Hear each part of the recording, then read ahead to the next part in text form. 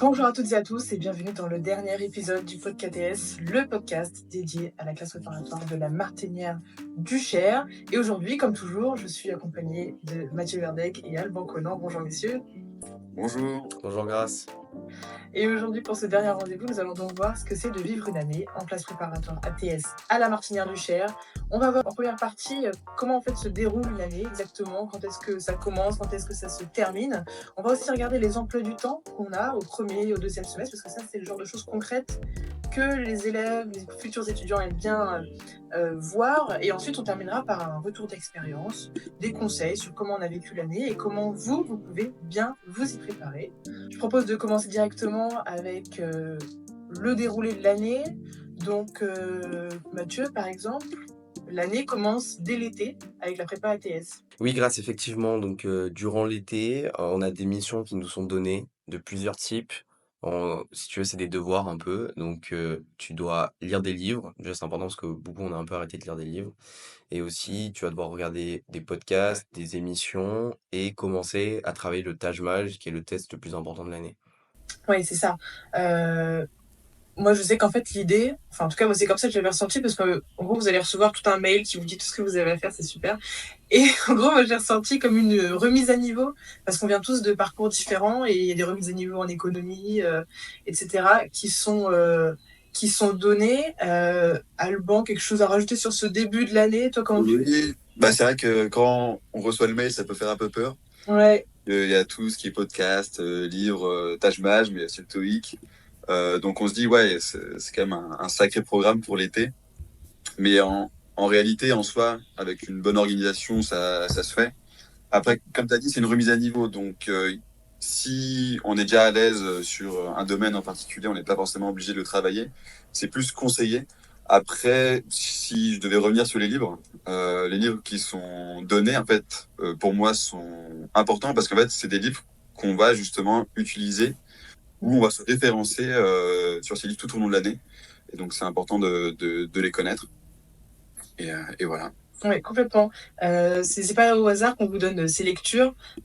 Si elles sont obligatoires, c'est parce que c'est des lectures que vous allez pouvoir utiliser derrière aussi pour, voilà, pour vos cols, pour vos différents écrits, pour les partiels, pour les oraux des écoles, etc. Donc voilà, un premier été qui est important, mais si vous travaillez 1 heure par jour en semaine, je pense que ça suffit, c'est déjà très bien. Oui. Et voilà, je pense que c'est l'occasion de rattraper quelques lacunes pour du coup les matières qui arrivent et tout ce qui va arriver dans l'année. Donc, on commence avec l'année concrète. Donc, c'est début septembre, c'est la rentrée scolaire. On est dans un lycée pour la prépa, donc c'est une rentrée scolaire classique en début septembre.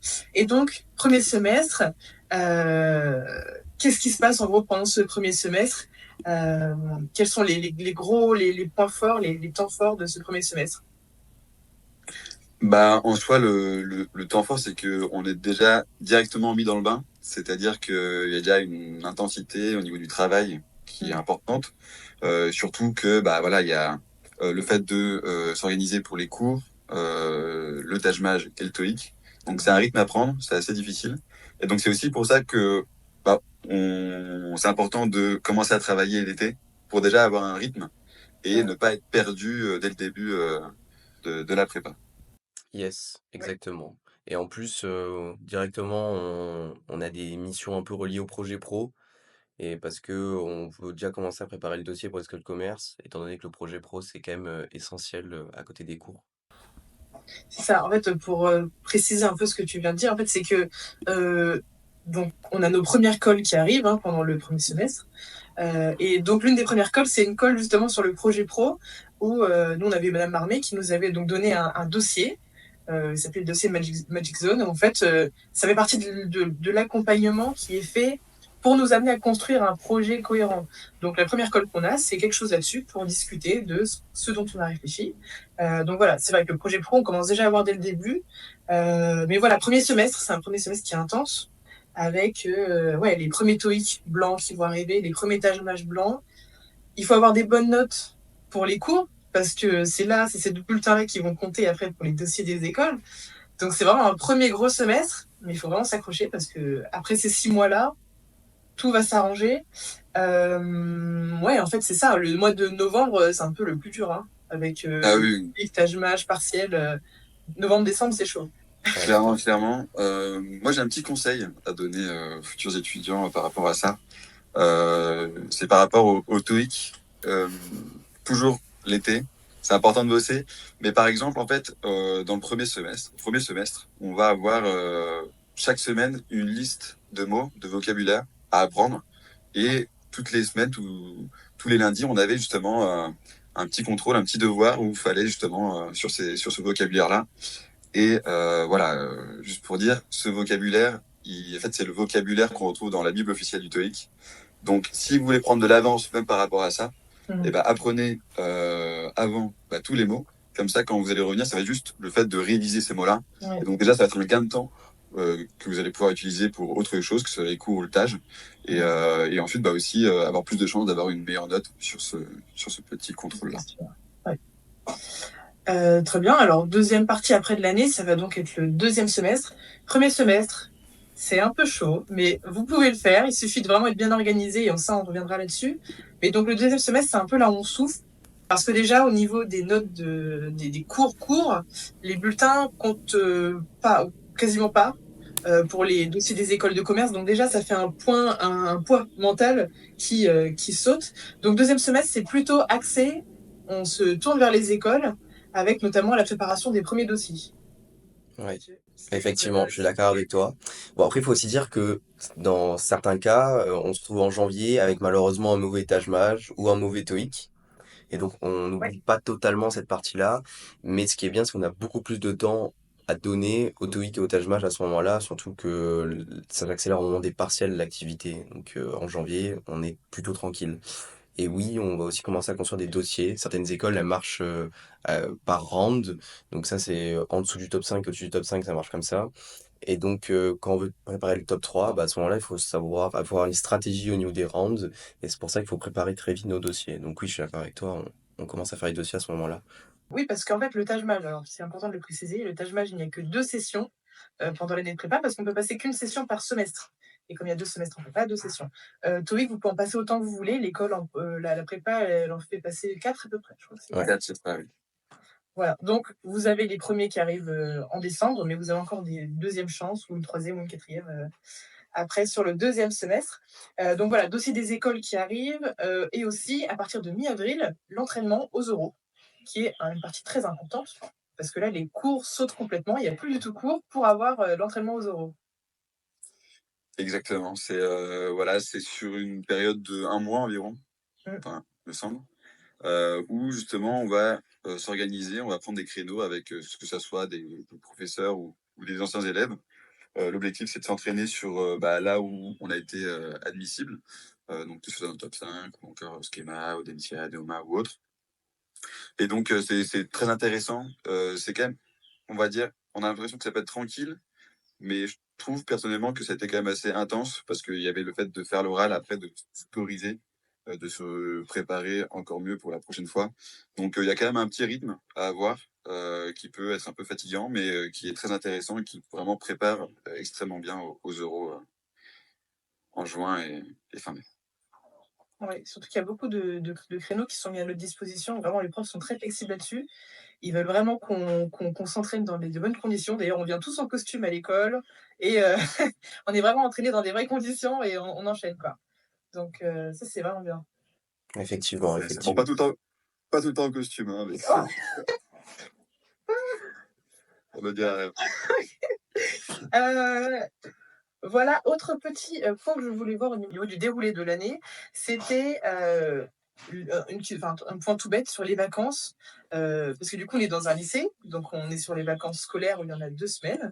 Euh, mais on est aussi en double cursus avec la fac. Donc finalement, on n'a qu'une semaine de vacances. Comment vous vous organisez, vous, par rapport à ça?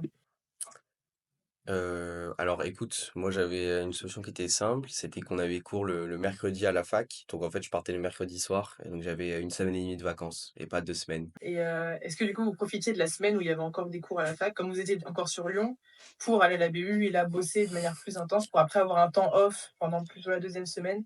Ouais, la plupart du temps, tout le monde s'organise en mode on travaille une semaine et on fait une semaine de repos. Après, ça dépend en fait aussi de la situation de chacun. j'ai envie de dire. Euh, Par exemple, en janvier, moi, je sais que mes 2 semaines, ouais, il y a Noël et tout, mais j'ai quand même assez bien bossé le Taj Mahal pour essayer de garder aussi ce rythme. Donc, ça dépend de chacun, en fait. Il y en a qui vont prendre 2 semaines parce qu'après, ils savent qu'ils vont être plus productifs. Il y en a qui vont toujours bosser 2 semaines. Ou tout le monde fait en fonction de comment il est, en fait. Yes. Bah, moi, par exemple, j'avais la stratégie inverse. C'est-à-dire que je préférais vraiment prendre un temps de pause pendant les vacances et après, je repartais à Bâle quand j'étais à Lyon. Ok, mais du coup, c'est pour ça aussi que l'été, ça peut être intéressant parce que ça peut vous permettre de voir, vous, comment vous aimez bosser. Si vous êtes quelqu'un qui aime bosser dans la durée ou de manière très intense mais très efficace. C'est ça. Voilà. Parce que en connaissant et en comprenant vos méthodes de travail, bah après, ça va vous faire gagner du temps pour l'organisation de votre année au cours de la prépa. Vous saurez s'il vous faut 2 heures ou 10 heures à la BU. Voilà. Donc ça, c'est important. Faites ça pendant l'été. Vous voyez comment vous travaillez le mieux. Je vous propose de passer aux emplois du temps parce que ça, je pense que c'est quelque chose qui intéresse. Enfin, en général, quand je parle d'emploi du temps, les gens, ça les intéresse de voir est-ce qu'ils vont avoir le temps pour avoir une vie perso. L'emploi du temps du semestre 1. Alors, bon, là, je l'ai sous les yeux. En fait, il y a beaucoup de plages de colle, mais il faut savoir que l'école, on n'en a pas tout le temps. C'est une fois toutes les 2 semaines, ça dépend des matières, quoi, comment ça s'enchaîne. Mais l'emploi du temps nous laisse quand même un peu de temps pour pouvoir bosser la BU, THMH, tout ça. Ce premier semestre, on le sait, hein, c'est le plus soutenu, on va dire, en termes de travail. C'est vrai que ça peut faire peur, mais comme tu l'as dit, il y a l'école, on n'en a pas tout le temps. On arrive toujours à s'organiser. Le meilleur conseil en soi qu'on nous a donné dès le début de la prépa, c'est vraiment de bosser à fond du lundi au vendredi, voire jusqu'au samedi, et juste se prendre un jour off. Vraiment, c'est peut-être pas obligatoire, mais c'est nécessaire, je pense, pour le bien-être aussi, de faire une pause. Après, c'est soutenu, mais on trouve toujours du temps en soi. On bosse pas jusqu'à. Enfin, moi, je sais que personnellement, je bossais pas jusqu'à 23h minuit. Je m'arrêtais maximum jusqu'à 21h parce qu'après, je pouvais plus. Euh, mais, euh, mais franchement, non, ça va. Il faut juste être régulier, être productif et tout se passera bien en soi. Pas de problème avec ça. Hmm. Ouais, les arguments de d'Alban sont assez véridiques, je suis d'accord avec lui. Faut savoir aussi prendre des temps de pause, c'est quand même quelque chose qui est important parce qu'à un moment, on peut plus arriver à retenir. Donc, des temps de pause, c'est déjà, il faut en avoir chaque jour. Donc, travailler jusqu'à minuit et arriver fatigué en cours le lendemain, pour moi, c'est vraiment pas la bonne stratégie. Parce que finalement, si vous écoutez bien en cours, vous avez beaucoup moins besoin de les réviser et donc vous aurez plus de temps pour le tâche mage in fine. Et prendre, un jour de pause, ouais, pourquoi pas dans la semaine. Moi, ce que je faisais, c'était le vendredi, je travaillais pas. Bah, du coup, vu qu'on avait cours, c'était, tranquille. Je perdais pas une journée complète et le week-end, je respectais les horaires de BU, mais vu les horaires sont quand même assez light, ce qui faisait que finalement, j'arrivais pas, je m'épuisais pas au bout de 3 semaines parce que je travaillais comme un malade. Je trouvais ça bien d'avoir un équilibre quand même, vu qu'on est plus sur un marathon qu'un sprint, quand on révise le tâche mage. Ouais, ouais, ouais, grave. Au niveau des matières, on en avait parlé vite fait des matières. Là, juste sur les détails techniques, juste pour que vous puissiez imaginer à quoi ça ressemble concrètement. Là, je vois le lundi du premier semestre, on avait maths de 8 à 9, enfin 9h30. Et après, anglais de 10 à 12. Donc ça, c'était le matin, on avait tous cours le matin. Et après, une semaine sur deux, il y en avait qui n'avaient pas cours l'après-midi au lycée. Donc ça, c'est pas mal, parce que déjà, ça fait que finalement, on finit à midi euh, sur ce truc-là. Donc vous voyez que finalement, il y a du temps l'après-midi pour pouvoir bosser. Euh, voilà. Et détail technique, donc du coup, vous voyez qu'il y avait cours à la fac à 17h. Donc en fait, à chaque fois, il y a des créneaux de 2 heures qui sont laissés pour qu'on ait le temps de partir du lycée de la Martinière-Luchère, qui est donc dans le 9e, et aller dans le 3e, non, dans le 7e peut-être. 7e, je Bon, crois. je sais plus, mais en tout cas, à la fac à Lyon 2. Donc ça, on a le temps de faire les allers-retours, parce que du coup, il y a des cours qui sont dispensés à la fac, d'autres qui sont dispensés au lycée. On a le temps de faire le trajet et on a aussi des moments où on finissait à 15h, à midi, à 16h. Donc ça va, il y a quand même le temps de travailler après les cours et aussi d'avoir potentiellement une soirée où on peut se prendre du temps, quoi. Yes. C'est ça. Et même juste, par exemple, le mardi, on peut voir en soi, on voit qu'il y a colle de 15h à 17h. Ouais. Mais en soi, c'est presque jamais le cas, parce que il y a d'autres cols, ça dépend de là où on se situe. Donc ça veut dire que de 13h à 15h, on travaille le TAJ, et on peut même retravailler le TAJ l'après-midi. En fait, c'est comme Mhm. si notre après-midi était consacré à la préparation de nos concours ou même de nos cours. Donc c'est quand même intéressant de plus visualiser comme ça, Ouais. voir comment on peut s'organiser. Est-ce que voilà, j'ai déjà fait 2 heures de TAJ, est-ce que je vais faire du TOEIC, est-ce que je vais faire des exercices de cours, etc. Donc c'est ça qui est intéressant. Ouais. Et aussi, le mercredi, donc là, vous voyez, on avait module méthodo, donc c'était des cours où Madame Marmé, notre prof principale, prenait le temps de nous donner des conseils sur notre organisation, comment allait se dérouler l'année, etc. Il y a vraiment 1 heure qui est prévue, en fait, pour nous accompagner et pour nous aider, en fait. Hein.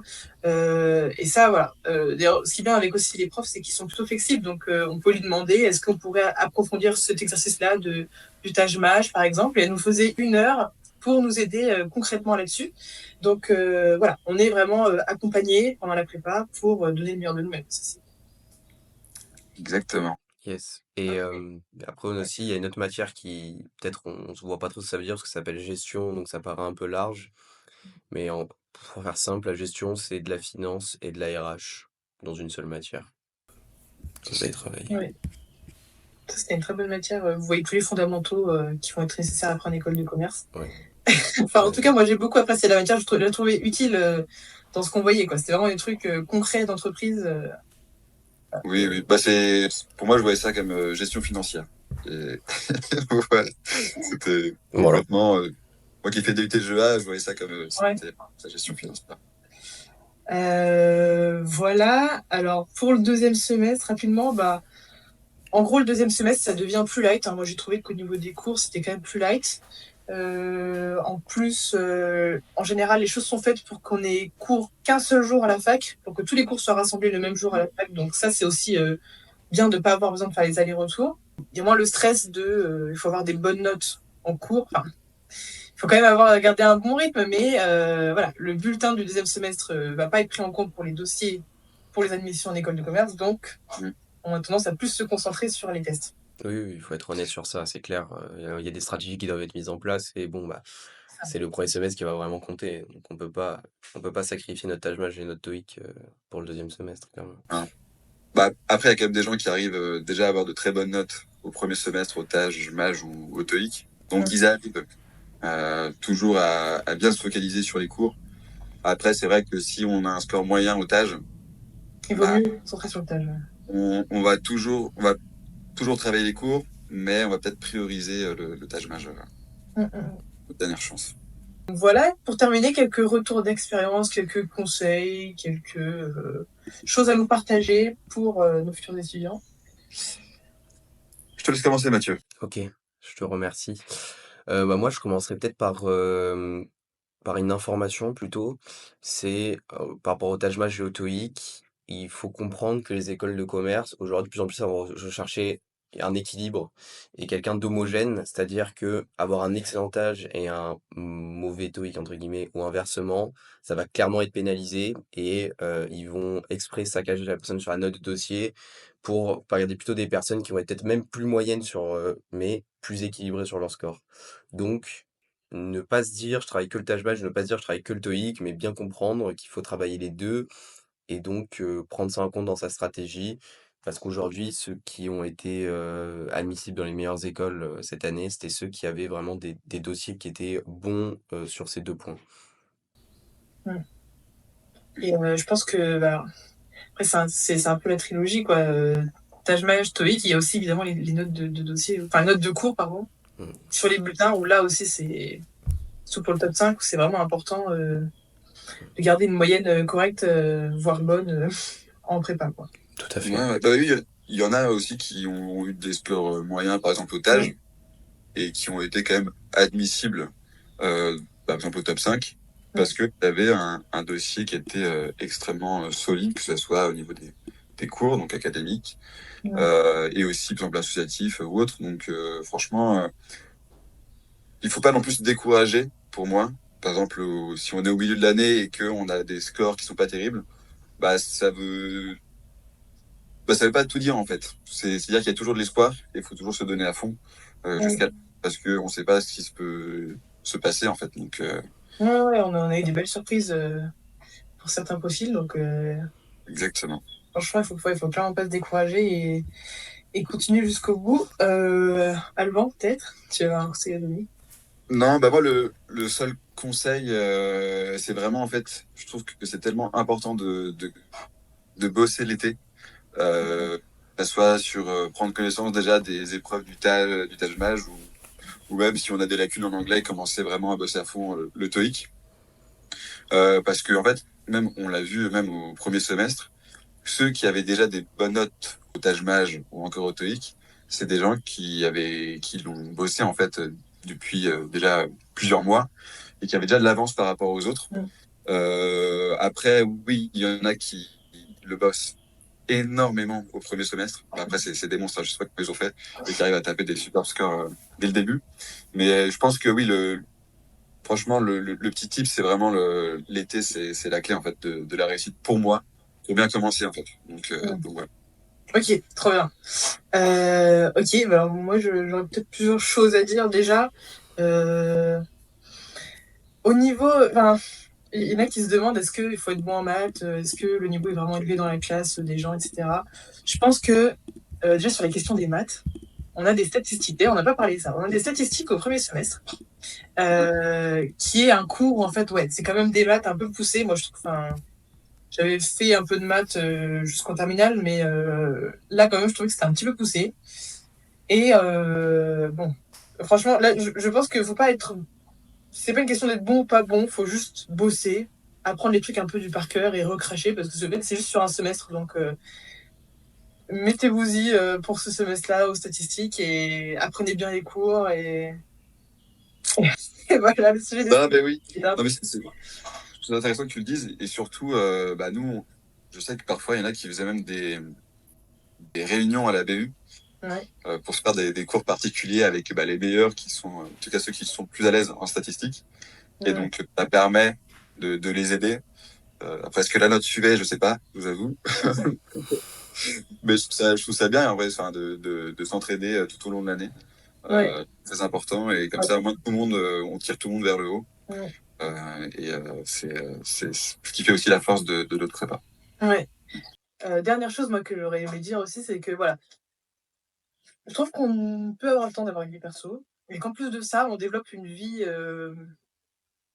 comment dirais-je, avec les gens de la prépa en fait. Comme on est tout le temps ensemble, il y a un peu aussi une. En fait, on se fait des potes, des amis avec qui on passe beaucoup de temps, et on arrive donc à créer des moments sympas tous ensemble, en dehors aussi de la prépa. Et du coup, je voulais parler de l'exemple du trail, où en fait, cette année, donc, on a fait l'Urban Trail de Lyon.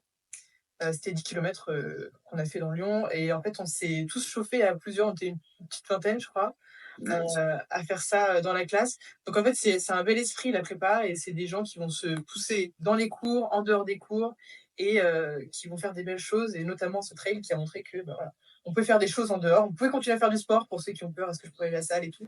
Vous pouvez aller à la salle, vous pouvez faire du sport si vous arrivez à vous organiser, si vous savez comment vous travaillez. Yes. Ouais, moi, je me permets de rebondir juste sur toi pour parler du sport, parce que c'est vrai que Ouais, ça fait quand même partie du quotidien de beaucoup de personnes, en tout cas dans la semaine, on va y aller 3 4 fois.